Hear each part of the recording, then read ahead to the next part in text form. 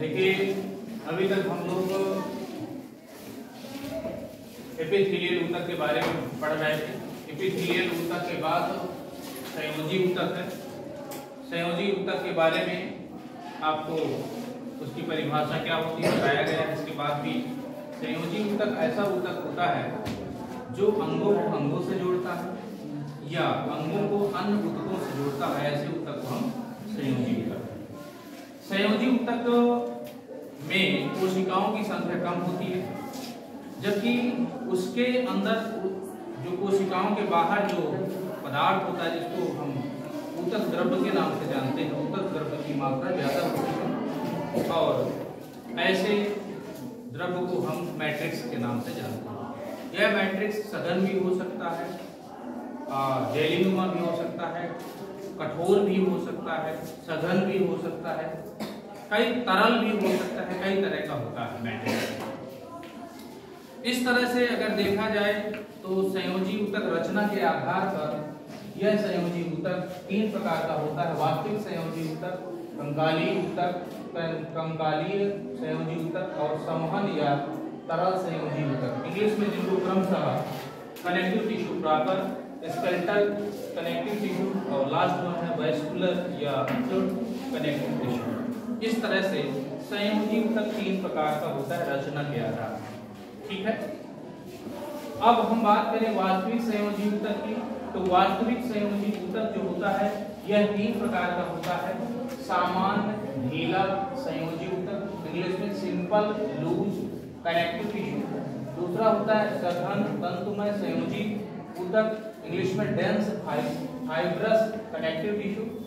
और last one होता है विशेषीकृत संयोजी ऊतक या स्पेशलाइज्ड कनेक्टिव टिश्यू। इस तरह से जो वास्तविक संयोजी ऊतक होता है ये तीन प्रकार का होता है। Simple loose connective tissue, dense fibrous connective tissue और स्पेशलाइज्ड कनेक्टिव टिश्यू। सामान्य ढीला संयोजी ऊतक को हम अंतराली ऊतक के नाम से भी जानते हैं, जिसको अंग्रेजी में एरियोलर टिश्यू के नाम से भी जाना जाता है। एरियोलर टिश्यू के नाम से जाना जाता है। अब हम इस एरियोलर टिश्यू या अंतराली ऊतक या सामान्य ढीले संयोजी ऊतक की बात करें तो इसमें फाइब्रोब्लास्ट कोशिका पाई जाती है, इसमें हिस्टियोसाइट्स या माइक्रोफेजेज कोशिकाएं पाई जाती हैं जो अमीबॉइडल होती हैं। फाइब्रोब्लास्ट कोशिकाएं जो होती हैं ये शाखित कोशिकाएं होती हैं। हिस्टियोब्लास्ट ये अनियमित आकार की कोशिकाएं होती हैं और इसके अतिरिक्त मास्ट कोशिकाएं इसके अंदर पाई जाती हैं और ल्यूकोसाइट्स या प्लाज्मा सेल्स के नाम से भी जाना जाता है। ये कोशिकाएं इसके अंदर पाई जाती हैं। जो मास्ट कोशिकाएं होती हैं ये हिस्टामिन और सेरोटोनिन नामक प्रोटीन का संश्लेषण करती हैं और हिपैनिन नामक कार्बोहाइड्रेट का स्रावण करती हैं। जो हिस्टामिन जो प्रोटीन होती है यह जो रुधिर वाहिनियां होती हैं उसको फैलाने का काम करती हैं, जबकि सेरोटोनिन जो होता है यह जो रुधिर वाहिनियां होती हैं रुधिर वाहिनी को सिकोड़ने का काम करती हैं, जबकि हेपारिन जो होता है यह एंटीकोगुलेंट होता है अर्थात ब्लड को जमने से रोकता है। ये इसका कार्य होता है। जो ल्यूकोसाइट्स होती हैं, ल्यूकोसाइट्स को हम WBC या व्हाइट ब्लड कॉर्पस्कल्स के नाम से भी जानते हैं। ये एंटीबॉडी का निर्माण करती हैं और जब ल्यूकोसाइट्स पुरानी हो जाती हैं तो उनको प्लाज्मा सेल्स के नाम से भी जाना जाता है। बात इतनी समझ में आई।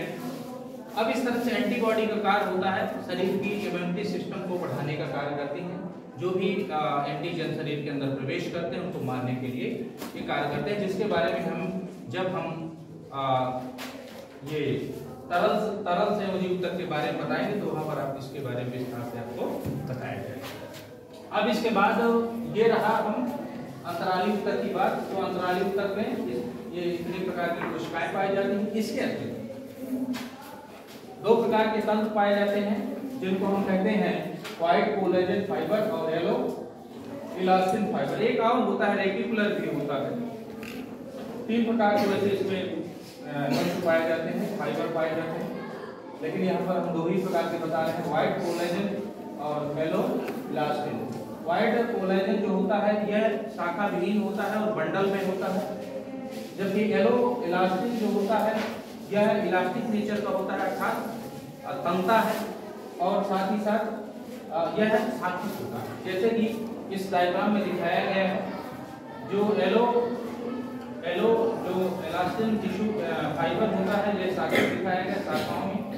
जो व्हाइट फाइबर दिखाया गया है यह बंडल में दिखाया गया है। जरूरी नहीं कि हम जितना बनाए डायग्राम उतना ही, ज्यादा कम भी हो सकता है। इसके अतिरिक्त फाइब्रोब्लास्ट कोशिकाएं जो होती हैं ये साथित होती हैं, और जो हिस्टियोसाइट्स या इसी को हम माइक्रोफेजेज सेल्स के नाम से जानते हैं, या अनियमित का आकार की होती है, जबकि मांस कोशिकाएं गोलाकार या अंडाकार होती हैं। ये भी गोलाकार और अंडाकार लिम्फोसाइट्स या मांस कोशिकाएं होती हैं। मांस कोशिकाओं के बारे में मैं बता चुका हूँ, इसका क्या कार्य होता है और इनका क्या कार्य होता है। ये जनरली फाइब्रोब्लास्ट कोशिकाएं जीवाणुओं का भक्षण करती हैं, इनका कार्य होता है।